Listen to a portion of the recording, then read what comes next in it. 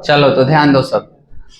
सबसे पहले वास्तविक संख्या चैप्टर नंबर 1, इंग्लिश में बोलते हैं रियल नंबर। तो देखो अभी तो कुछ कुछ लिखवाए हैं। पहले हम क्या आप लोग को बताए थे, पिछला बार भी पढ़ाई हुआ था। सबसे पहले प्राकृत संख्या, प्राकृत संख्या इंग्लिश में बोलते हैं नेचुरल नंबर, नेचुरल नंबर। बस जानने के लिए, ज्यादा दिमाग नहीं लगाना है। ठीक है, तो देखो प्राकृतिक संख्या में बताया गया था क्या कि गिनती की संख्या को प्राकृतिक संख्या कहते हैं। अब गिनती की संख्या को प्राकृतिक संख्या कहते हैं और इसको सूचित किया जाता है n से, क्योंकि नेचुरल नंबर है तो n से हम इसको सूचित करते हैं। तो गिनती कितना से शुरू होता है? 1 2 3 4 5 6 7 अनंत तक, है ना। अनंत तक, जितना जरूरत पड़े उतना तक। तो ये हो गया क्या भाई? प्राकृतिक संख्या या प्राकृत संख्या। प्राकृत संख्या बोलिएगा। अगला पॉइंट क्या बताया गया? पूर्ण संख्या, पूर्ण संख्या, होल नंबर, होल नंबर।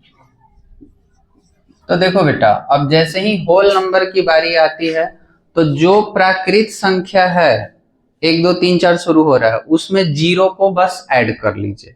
यानी कि जीरो और प्राकृत संख्या के समूह को क्या कहेंगे? पूर्ण संख्या। क्या? जीरो और प्राकृत संख्या के समूह को क्या कहेंगे? पूर्ण संख्या। तो अब जीरो से जो शुरू होगा, 0 1 2 3 4 अनंत तक, ये सारा क्या में हो जाएगा? पूर्ण संख्या। फिर इसके बाद एक अगला टर्म आता है पूर्णांक। पूर्णांक,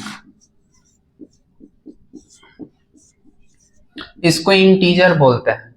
तो पूर्णांक कहता है कि ऋणात्मक, शून्य तथा धनात्मक संख्याओं का, यानी कि निगेटिव, जीरो और पॉजिटिव, ये तीनों का जो संग्रह होता है, ग्रुप होता है, समूह होता है, उसको क्या कहते हैं? पूर्णांक, यानी कि इंटीजर। तो अब बेटा इंटीजर को हम आई से सूचित करते हैं। आप पहले ऋणात्मक लीजिए, जैसे -4 -3 -2 -1, उसके बाद 0 1 2 3 4, मतलब जहां तक आपको जरूरत है। ठीक है, कोई दिक्कत है? कोई दिक्कत किसी को? अब ध्यान दीजिए, हम जान गए प्राकृत संख्या, जान गए पूर्ण संख्या, जान गए पूर्णांक, जान गए। इसके बाद अगला टर्म आता है परिमेय संख्या। परिमेय संख्या इंग्लिश में बोलते हैं रेशनल नंबर। चलिए आप लोग लिखिए रेशनल, परिमेय संख्या। ये तीन तो हम आपको पहले ही लिखवा दिए थे, आगे लिखिए।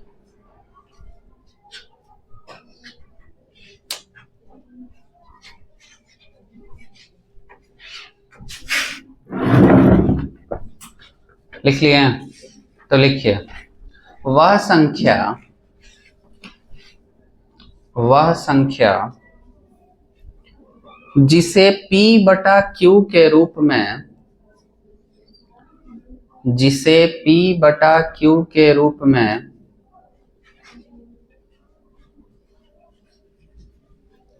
लिखा जा सके, लिखा जा सके, जहां Q नॉट इक्वल टू 0 हो। ब्रैकेट में लिखिएगा कि Q नॉट इक्वल टू क्या हो? 0 हो।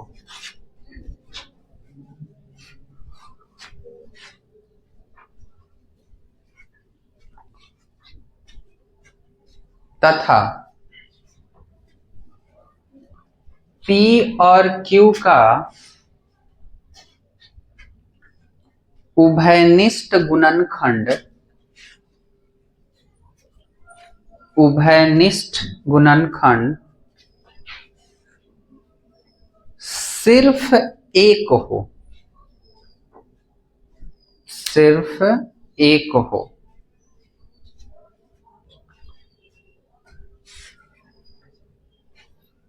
परिमेय संख्या कहलाती है, परिमेय संख्या कहलाती।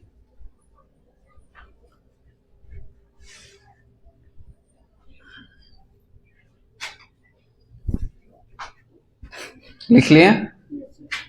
तो अब समझना है, परिमेय संख्या में बताया गया रेशनल नंबर में कि वैसी संख्या जिसे p बटा q के रूप में लिखा जा सके। पहला तो टर्म यह है कि p बटा q के रूप में लिखा जा सके, q नॉट इक्वल टू 0 होना चाहिए और p और q का उभयनिष्ठ गुणनखंड एक, सिर्फ एक होना चाहिए। अब उसका मतलब क्या होता है, तो सपोज कीजिए, एग्जांपल देखिए कि कोई संख्या है 5, मान लीजिए ये पहला एग्जांपल है, 5 है। तो 5 है तो अब कोई पूछेगा कि 5 परिमेय संख्या है? हाँ बिल्कुल है। क्यों? क्योंकि 5 नीचे कुछ नहीं होता है तो बटा में क्या लिख दें? 1। 5 बटा 1 परिमेय संख्या। क्यों? क्योंकि ये p बटा q के रूप में हो गया, ऊपर p और नीचे q। है या नहीं है? है। उसी प्रकार से अब हम जितना भी एग्जाम्पल लेंगे जो सब p बटा q के रूप में होना चाहिए। तो गौर करिएगा, बोर्ड पे अभी देखिए, कोई उतारेगा नहीं, समझेगा। अगर हम बोलते हैं कि -4 तो ये भी परिमेय संख्या है। क्यों? क्योंकि बटा में नीचे 1 है। अगर मैं बोलता हूं कि -3.5 ये भी परिमेय संख्या है। क्यों है? क्योंकि नीचे कुछ नहीं होता है तो क्या होता है? एक पॉइंट हटाएंगे तो 10 p बटा q के रूप में हो गया, हो गया। अगर कोई संख्या मान लीजिए √25 है तो 25 का वर्गमूल क्या आता है? 5, नीचे कुछ नहीं तो फिर 1, यानी कि √25 भी क्या है? परिमेय संख्या है। अगर कोई ऐसे है कि 3√7 अब बटा √2√7 तो ये भी परिमेय संख्या है। क्यों? क्योंकि ये गुना में होता है, 3 गुना √7 है, ये 2 गुना √7 है, तो √7 से √7 कट जाएगा तो 3/2, फिर ये परिमेय संख्या है। यानी कि हम समझें कि कोई ऋणात्मक संख्या हो या फिर कोई धनात्मक संख्या हो, जैसे 7 है तो 7 भी परिमेय है। क्यों? क्योंकि नीचे कुछ नहीं तो क्या है? 1 है। तो कोई ऋणात्मक संख्या हो, धनात्मक संख्या हो, चाहे कोई दशमलव में हो और चाहे जिसका पूरा पूरा वर्गमूल निकल जाता है, वो सारा रेशनल नंबर होता है, यानी परिमेय संख्या होता है। पूरा पूरा वर्गमूल निकल गया तब। उसके बाद बात कीजिए, अगर किसी संख्या का दशमलव प्रसार जो है 3-4 अंक के बाद शांत रहे, दशमलव प्रसार क्या रहे? 3-4 अंक के बाद शांत रहे, तो वो भी क्या है? परिमेय संख्या है। कारण अभी जैसे मैंने यहाँ बताया, नीचे कुछ नहीं तो 1, दशमलव हटाएंगे 1, 2, 3 अंक तो 3 0। अब इसको सॉल्व कीजिएगा तो 2, 3, 4, 5 और बटा में क्या है? 1000 है, यानी ये भी परिमेय संख्या है कि नहीं? यानी अभी ये जितने भी बताए गए सारे परिमेय संख्या हैं। उसके बाद कौन परिमेय संख्या हो सकता है? अगर कोई संख्या ऐसा है जैसे 2.3 लिखा हुआ है, ऊपर रेकरिंग लगा हुआ है, तो रेकरिंग का मतलब होता है कि अशांत आवर्ती। तो अशांत आवर्ती मतलब ये शांत तो नहीं है लेकिन बार बार यही आएगा। इसका मतलब ये हुआ कि 2.3333 डैश डैश, मतलब ऐसे ही बढ़ते जाएगा। तो कभी भी अशांत आवर्ती भी दिखाई दे तो समझ जाइएगा कि वो परिमेय संख्या ही है। ठीक है? कैसे है तो ये हम आपको सिद्ध करके, इसमें क्वेश्चन आएगा बता देंगे। ऐसे थोड़ा सा अगर समझने के लिए करो तो आपको हम पहले भी सिखाए हैं कि 2.3 है, ऐसे रेकरिंग लगा हुआ है और कहेगा कि इसको p बटा q के रूप में लिखिए। इसको किस रूप में लिखना है? p बटा q के रूप में लिखिए। अगर एक क्वेश्चन के रूप में लीजिएगा कि को p बटा q के रूप में लिखें, तो अब ध्यान देने वाली बात है कि जैसे ही p बटा q के रूप में लिखने का बात करेगा तो जो संख्या होता है उसको सीधे उतार देते हैं, रेकरिंग दशमलव सब छोड़ दो, माइनस। आज देखेंगे कि रेकरिंग लगने के बाद, ये रेखा लगने के बाद कौन संख्या बचा? बचा क्या है? 2, माइनस कर लेना है, बटा में 10 के पावर, दशमलव के बाद कितना अंक है? 1 अंक, तो 1 लिख लेना है, फिर माइनस 10 के पावर। और रेकरिंग लगने के बाद दशमलव के बाद कई अंक बच रहा है? 1 भी नहीं, क्योंकि इसके बाद दशमलव के बाद कोई संख्या नहीं है, तो यहाँ पे क्या कर लेना है? 0। अब घटाएंगे तो क्या आएगा? 21। 10 के पावर 1 10 और किसी के भी पावर 0 होता है तो उसका वैल्यू क्या होता है 1 होता है। क्लियर है एकदम। अब गौर करिएगा 21 और बटा में 9 कटेगा 3 तिहाई 9 3 सते 21 7 बटा 3। तो देखो तो p बटा क्यू के रूप में हो गया, यानी ये भी क्या है क्लियर समझ में आ रहा है। यानी किसी का भी अगर अशांत आवर्ती रहे, सिर्फ एक अंक के लिए नहीं, 2 3 3 अंक भी हो सकता है। जैसे में देखो रहे कि 7 5 6 और 0.234 आई से 2 अंक पे लगा हुआ है, तो 2 अंक पे लगने का मतलब है कि बार बार कौन रिपीट होगा 2 को रिपीट हो रहा है, यानी 7 5 6 2 3 4 3 4 3 4, यानी अगर 3 4 पे रेकरिंग लगा हुआ है तो 3 4 3 4 ही रिपीट होगा। तो अब गौर कीजिए ये भी एक परिमेय संख्या है, चेक कर सकते हैं यहां पे कितना है भाई। क्वेश्चन नंबर अगर 2 ले लेते हैं तो 7 5 6.234 दोगो पे रेकरिंग है ना, सॉल्व करना है जस्ट पूरा उतार लीजिए 7 5 6 2 3 4 माइनस रेकरिंग लगा हुआ उसके बाद क्या है 7 5 6 2 इस पे नहीं ना लगा हुआ है, अब बटा 10 के पावर दशमलव के बाद 1 2 3 तो 3 लगा लिए माइनस 10 के पावर रेकरिंग के बाद कई गो अंक है 1 के गो ना, जिस पे नहीं लगा हुआ है तो 10 के पावर 1। अब इसमें से इसको क्या करना है घटाना है, तो चलिए घटाइए 7 5 6 2 3 4 और उसमें से घटाना कितना है 2 6 5 7 यही ना, माइनस कीजिए 2 13 में से 6 जाएगा 7 1 है 11 में से 5 जाएगा 6 ये कितना हो जाएगा 5 15 में से 7 जाएगा 8 4 7।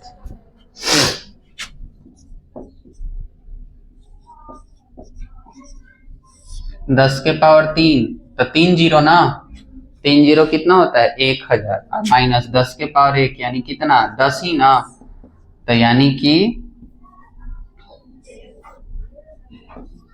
7 4 8 6 7 2 बटा घटेगा कितना आ जाएगा 990। तो फिर p बटा क्यू के रूप में हो गया कि नहीं। तो यहां से अभी हम ये सीखे कि किसी भी संख्या का p बटा क्यू भी निकालना होगा p बटा क्यू के रूप में, तो आप इस तरीके से निकाल सकते हैं। एग्जाम में ही पूछता भी है 2 नंबर में देगा या फिर 1 नंबर ऑब्जेक्टिव में दे देगा, तो इसको भी ऐसे क्लियर कर लेना। तो ये जितना भी अब एक बार फिर से रिपीट कर रहे हैं, पूरा ध्यान से सुन लो कि गिनती की संख्या को क्या कहते हैं प्राकृत संख्या, क्या से सूचित करते हैं n से। पूर्ण संख्या की जैसे ही बात होगी तो उसमें 0 को इंक्लूड कर लेना है, 0 को ऐड कर लेना है। पूर्णांक का बात होगा तो प्राकृत तो था ही, पूर्ण भी था, उसके साथ निगेटिव वाला भी, यानी ऋणात्मक 0 और धनात्मक ये सभी के समूह को क्या कहते हैं पूर्णांक। परिमेय संख्या की बात आता है तो आपको हम परिभाषा लिखवा दिए कि वह संख्या जिसे p बटा q के रूप में लिखा जाए और q नॉट इक्वल टू 0, यानी कभी भी नीचे 0 नहीं। अगर कोई संख्या इसे है कि 7 बटा 0 तो ये परिमेय संख्या हो ही नहीं सकता, क्योंकि कभी भी नीचे 0 नहीं होना। अब कैसा कैसा संख्या परिमेय संख्या होता है तो आप देख रहे हैं, चाहे ऋणात्मक हो, चाहे ऋणात्मक दशमलव में हो, चाहे जिसका पूरा पूरा वर्गमूल निकल जाए, और चाहे कोई रूट में हो लेकिन सॉल्व करने के बाद p बटा क्यू के रूप में आ जाए, धनात्मक रहे चाहे दशमलव में रहे, चाहे जिसका दशमलव प्रसार अशांत आवर्ती हो, ये सारे जितने भी संख्या हैं ये सब कैसे संख्या हैं, ये सब परिमेय संख्या। हम p बटा क्यू लिख दिए, ये सारा परिमेय संख्या का एग्जाम्पल है। ठीक, नोट कर लो इसको, पहले पूरा नोट करो क्या कैसे।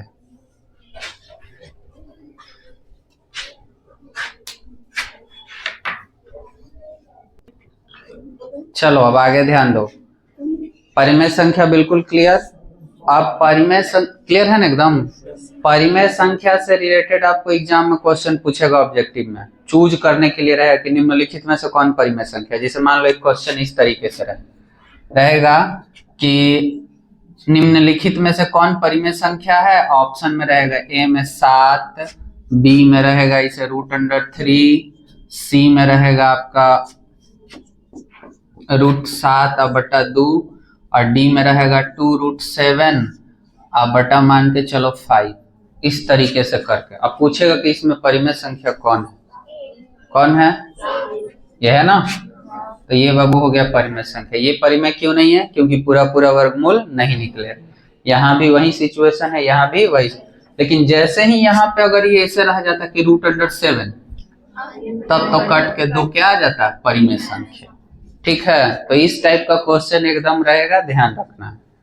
अब आगे लिखो अपरिमेय संख्या। अपरिमेय संख्या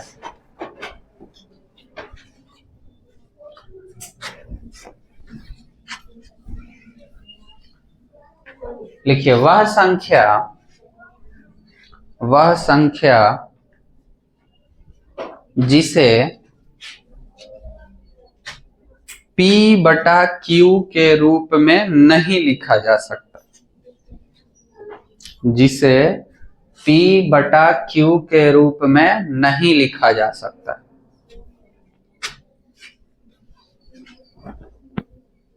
अपरिमेय संख्या कहलाता है। अपरिमेय संख्या कहलाता है।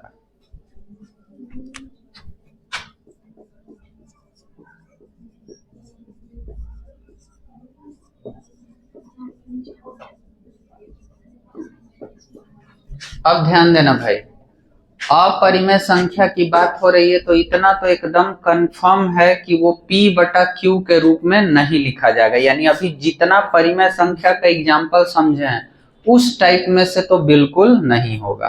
तो अपरिमेय संख्या में कौन कौन हो सकता है भाई? एग्जाम्पल के रूप में अगर आप गौर करोगे, जैसे में हो सकता है √5, यानी जिसका पूरा पूरा वर्गमूल नहीं निकलेगा वो क्या कहलाएगा? अपरिमेय संख्या। पहला क्लियर। दूसरा ऐसा रहे जैसे 2√7, ये भी क्या है? अपरिमेय संख्या। या फिर जिसका पूरा पूरा जैसे दशमलव प्रसार जो है अशांत अनावर्ती हो, अशांत अनावर्ती, इस तरीके से। तो देख रहे हो अलग अलग अलग आ रहा है। ये अशांत क्या है? अनावर्ती। ठीक। या फिर जिसके नीचे 0 आ जाए, क्योंकि किसी के भी नीचे 0 होता है तो उसका वैल्यू क्या होता है? किसी भी संख्या को 0 से भाग देते हैं तो उसका मान जो है अनंत के बराबर आता है। ये ध्यान रखना है कि किसी भी संख्या के बीच में अगर 0 से भाग देंगे तो अनंत आ जाता है। तो इस टाइप के जितने भी आपको दिखाई दें, कैसा कैसा? जिसका पूरा पूरा वर्गमूल नहीं निकले, अच्छा है जिसका दशमलव प्रसार अशांत अनावर्ती हो। कभी कभी ऐसे भी आपको मिल जाएगा, रहेगा 2.10, 100, 100, फिर 1 इस तरीके से कर करके, ये भी क्या है? अशांत अनावर्ती है। तो ये भी क्या हो जाएगा? अपरिमेय संख्या। परिमेय अपरिमेय एकदम क्लियर हो गया? फंसोगे नहीं ना कहीं से भी? क्लियर? चलो कर लिख लो एग्जाम्पल। सब अपरिमेय संख्या का एग्जाम्पल। और एक और अपरिमेय संख्या, सबसे फेमस अपरिमेय संख्या पाई। पाई, क्योंकि पाई का वैल्यू 22/7 होता है। जब आप उसको भाग दोगे तो वो अशांत अनावर्ती आता है, इसीलिए वो भी क्या कहलाता है? अपरिमेय संख्या। ठीक है ना? क्या बात कर रहे हो? जल्दी नोट करो।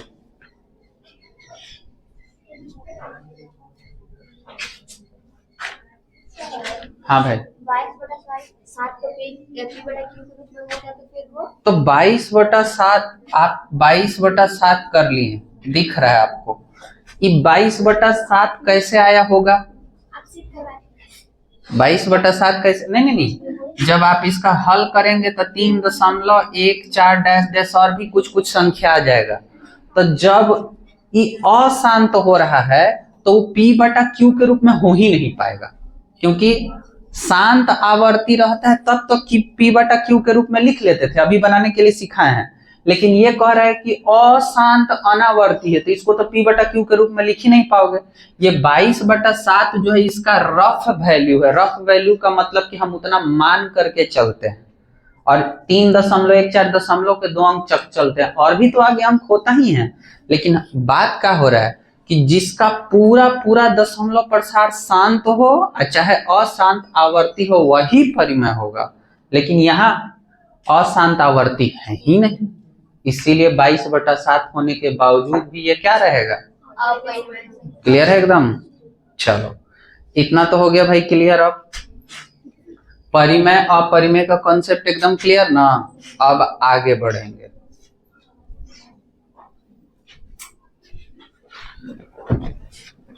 अब आप गौर कीजिएगा कि वास्तविक संख्या तो आप जनवरी में भी पढ़े होंगे मेरे से, आज दोबारा इसमें पढ़े होंगे, तो मैच कीजिएगा, बिल्कुल अलग हो जाएगा, चेंज हो जाएगा। अब इसमें कुछ स्टूडेंट का हो जाता है ना कि सर उस समय ऐसे बताए थे, इस समय ऐसे बताए थे, तो भाई हम रट के थोड़े ना आए थे, जब जैसे दिमाग में चल रहा है वैसे चल जाएगा। ठीक, अब ध्यान दो, आगे हम लोग पढ़ने जाएंगे। सबसे पहले लसा मसा तो आप लोग सबको ही निकालना जानते हैं। अब इसमें पहला कॉन्सेप्ट में है यूक्लिड विभाजन एल्गोरिथम द्वारा मसा निकालने के लिए। तो यूक्लिड विभाजन से पहले हम लोग सिंपल लसा मसा पढ़ लेते हैं अभाज्य गुणनखंड विधि द्वारा, ठीक है ना। तो देखो सबसे पहला हम लोग पढ़ेंगे अभाज्य गुणनखंड विधि। अभाज्य गुणनखंड विधि।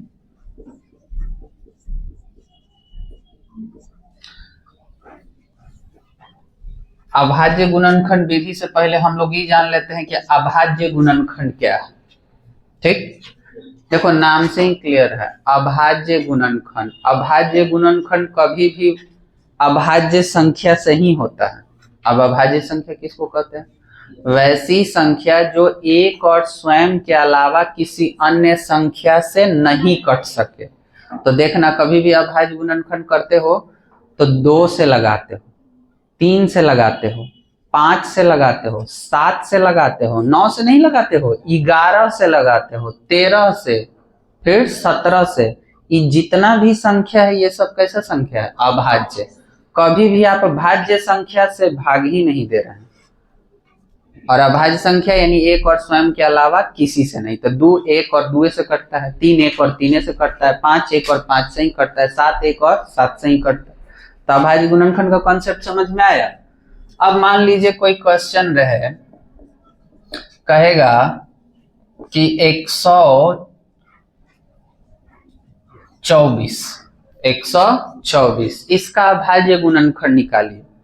तो आप लोग तो बचपन से पढ़ रहे हैं कि हाँ भाई अभाज्य गुणनखंड इस तरीके से निकाल देंगे कि 124 है, 2 से भाग लगेगा 6 2, ठीक है, फिर 2 से लगेगा 31। अब किसी से नहीं लगेगा, सीधे डायरेक्ट कितना से लगेगा 31 से एक बार में, यानी 124 बराबर 2 कितना बार है, ऐसे 2 गुने 2 गुने 31 ऐसे है। या फिर 2 2 बार है तो 2 के पावर 2 गुना क्या लिख सकते हैं 31, हो गया, अभाज्य गुणनखंड हो गया। एक स्टेप इससे आगे बढ़ जाओ तो क्वेश्चन कैसे रहता है, ये ऑब्जेक्टिव का क्वेश्चन रहेगा कि 124 में 2 का घात कितना होगा। ये क्वेश्चन आप लोग को मिलेगा, या क्वेश्चन बैंक बनाए होंगे या बुक में तो था। तब 124 में 2 का घात पूछ रहा है तो सीधे 124 का गुणनखंड निकाल ले, 2 का घात कितना है, सीधे लिख देंगे। इसीलिए 2 का घात बराबर क्या हो जाएगा 2 हो जाएगा। अनदर क्वेश्चन एगो देख लेते हैं, क्वेश्चन नंबर 2। जैसे मान लीजिए रहे कि 1000, अब 1000 का अभाज्य गुणनखंड निकालना है। अब 1000 का अभाज्य गुणनखंड सबको निकालने आता है, कितना से लगाएंगे बेटा 500 हो जाएगा, 2 से लगेगा 250 हो जाएगा, 2 से लगेगा 125 हो जाएगा। फिर तो आप सीधे ना 3 से कटेगा 5 से कटेगा 25 बार में, 5 से कटेगा 5 बार में, और 5 से कटेगा 1 बार। जब लिखोगे तो 1000 जो है 2 कितना बार आया 3 बार, 1 2 3 बार, गुना 5 कितना बार आया 1 2 3 बार। अब गौर करने वाली बात है कि 2 के पावर भी 3 है और 5 के पावर भी 3 है। अब 2 क्वेश्चन इससे, अगर पूछ दे कि 1000 में 5 का घात बताइए, तो सीधे लिखेंगे 5 का घात कितना है भाई 3। और अगर पूछे 2 का घात तो क्योंकि 2 के पावर में कितना ही है, तो 2 का घात भी क्या हो जाएगा 3। ये अभाज्य गुणनखंड था, ठीक है ना। ये अभाज्य गुणनखंड था। अभाज्य गुणनखंड क्लियर है। अब इसी अभाज्य गुणनखंड से निकालना है लस तथा मस। अब एक स्टेप फिर आगे जाते हैं। अब हम लोग पढ़ने जाएंगे कि अभाज्य गुणनखंड द्वारा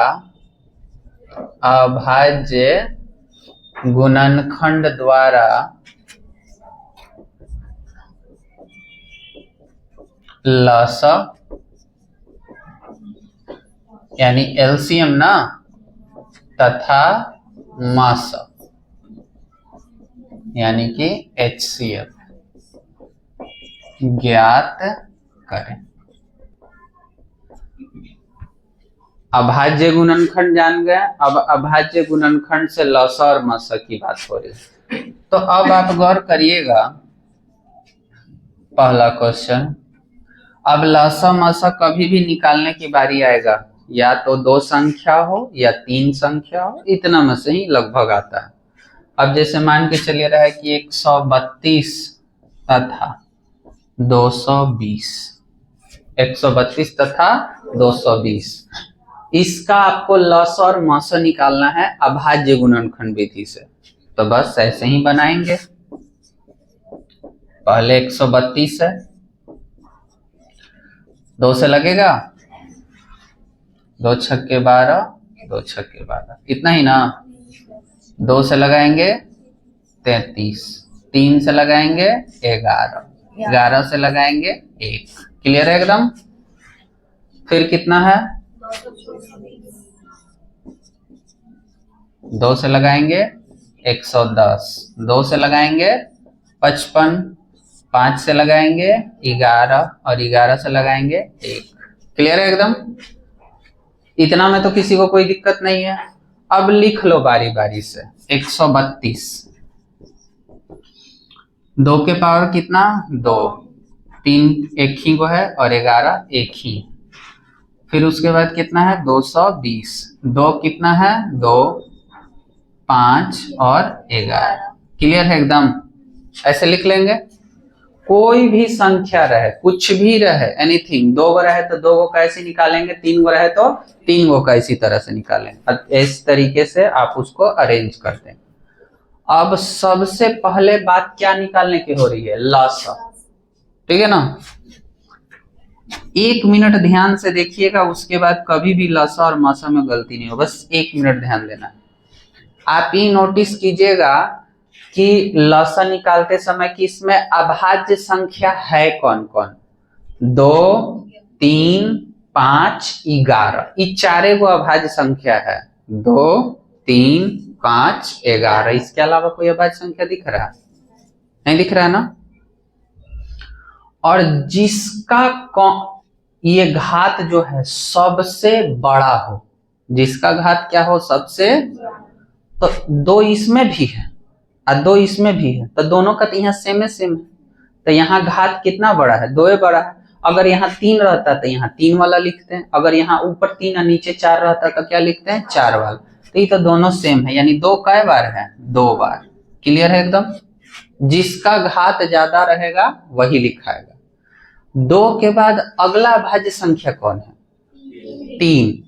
अब 3 बेटा इसमें है, इसमें नहीं है, लेकिन 3 है तो सही।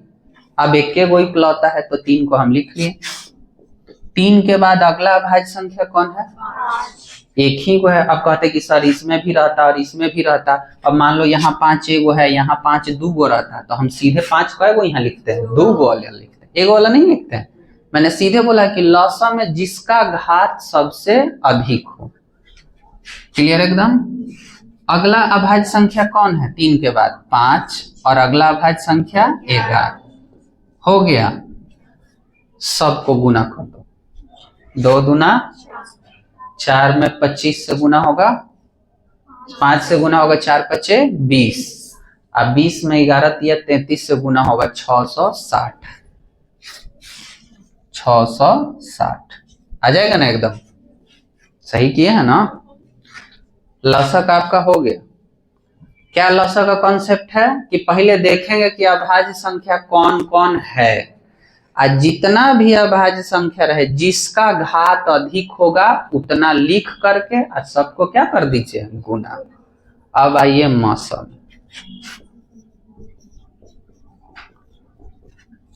मौसम में सीधे उसका उल्टा कि जिसका घात सबसे कम हो और दोनों में होना चाहिए। अगर 2 संख्या है तो दोनों में होना चाहिए, अगर 3 संख्या है तो तीनों में। तो पहला रूल ये है कि 2 है तो दोनों में होना चाहिए, और दोनों में रहेगा तबे लिखेंगे कौन, जो कम रहेगा वो। तो यहाँ दोनों में दो है तो 2 बार तो लिख ही सकते हैं। 3 इसमें है इसमें नहीं है तो 3 फेल कर गया, 5 इसमें है इसमें नहीं है 5 भी फेल कर गया, 11 दोनों में है एक के बार है तो लिख दिए 44, यानी लसक 666 और मसक कितना आ गया 44। समझ में आया कि नहीं आया।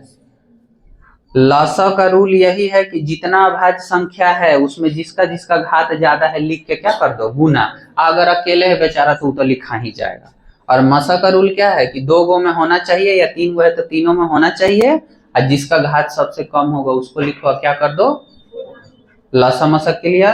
एक क्वेश्चन और बताएंगे, पहले इसको नोट करो। अभाज्य संख्या, अभाज्य गुणनखंड क्या है और अभाज्य गुणनखंड विधि से लसा और मसक क्या है।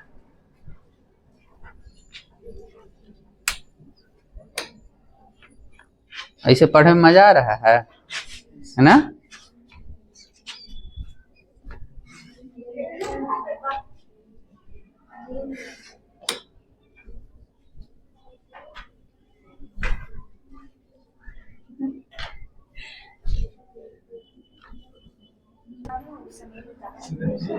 यहाँ क्लियर है।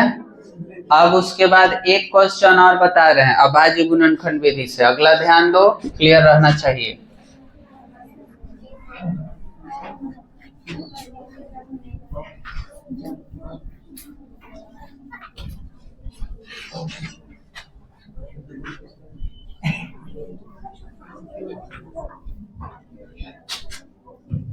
अब उसके बाद देखिए दूसरा क्वेश्चन, 250, 484 तथा 500, ठीक है। ये तीनों का अभाज्य गुणनखंड विधि से लसा तथा मसक ज्ञात करना है। तीनों का बारी बारी से हम गुणनखंड निकालते हैं।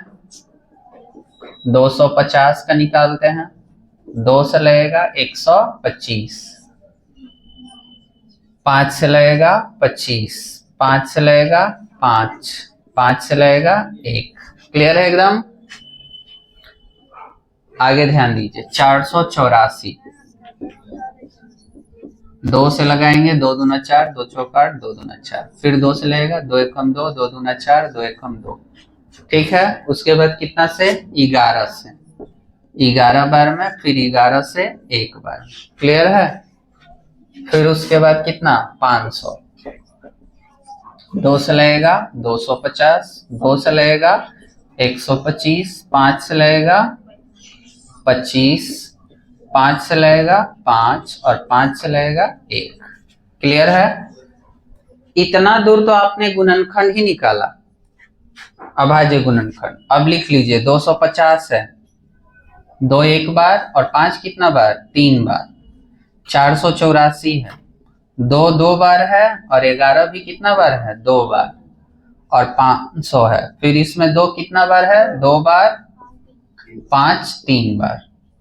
अब आता है सबसे पहले लसा।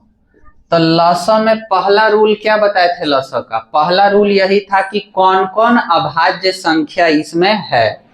तो कौन कौन है, 2 5 11, बस 3 ही है। और लसा का दूसरा क्या है जिसका घात सबसे अधिक हो, अधिक हो, लस में अधिक। तो दो देखिए, यहाँ घात एगो है, यहाँ दो गो है, यहाँ दो गो है, यानी अधिक घात कितना है, दो गो ना। तो दो कितना बार, दो बार। दो के बाद पांच देखिए, पांच यहाँ भी तीन बार है, यहाँ भी तीन बार है, इसमें है ही नहीं, तो कोई बात नहीं, पांच तीन बार सबसे अधिकतम है। पांच कितना बार, तीन बार। और उसके बाद क्या है, 11, कै बार, दो बार। गुना कर देंगे, आपका क्या आ जाएगा, लस। गुना करिए, 8,000, 7,500, 60,500। क्लियर है। 11 में 11 से करेंगे तो कितना आ जाएगा, 121। 121 में करेंगे 4 से तो कितना आ जाएगा, रुको ना, ये 121 हो गया ना, 121 इतना हो गया। आप 25 चौको 100, 500 गुना करेंगे, 00, 5, 5 दूना 10, 5 और 1 6। ठीक है, लसा क्लियर हो गया। अब क्या निकालना है, मासा। मासा का पहला रूल क्या है कि अगर तीन गो है तो तीनों में होना चाहिए। तो तीनों में क्या है, दो, और जिसका घात सबसे कम हो, एक। दो के बाद तो पांच तीनों में है ही नहीं, 11 भी तीनों में नहीं है, इसकी यानी मासा इसका कितना आ गया, दो। यानी लासा आ गया 60,500 और मासा आ गया कितना, 200। क्लियर या नहीं क्लियर। दो, पहले इतना बता, छोड़ो ना यार, 202 बोल दिया, आपको दिख रहा है ना, इतना नहीं दिमाग लगाना है। तो लसा और मसा जो अभाज्य गुणनखंड विधि से कंसेप्ट था, एकदम क्लियर हो गया। अब पूरा ध्यान रखना है कि अभी हम लोग प्राकृत संख्या से शुरू किए, अपरिमेय संख्या तक क्लियर किए, फिर उसके बाद भाज्य संख्या क्लियर, अभाज्य गुणनखंड विधि क्लियर किए, और उसके बाद अगला अभाज्य गुणनखंड विधि से लसा और मसा। ठीक, अब इसके आगे हम लोग कल पढ़ेंगे। अब इससे रिलेटेड जितना भी आपके किताब में क्वेश्चन हो, कोई भी किताब हो, चाहे एनसीईआरटी हो और चाहे ये के पांडे जिससे आप लोग आलोक वाला पढ़ रहे हैं, इससे कहीं से भी या क्वेश्चन बैंक हो, जो जो इतना कॉन्सेप्ट से रिलेटेड मिले उसको बना देना है। खोज खोज के जितना भी इससे रिलेटेड है बना देना है, चाहे वो ऑब्जेक्टिव में हो या सब्जेक्टिव में। उसके बाद आगे बढ़ जाएंगे। चलिए नोट कीजिए, बाकी नेक्स्ट क्लास।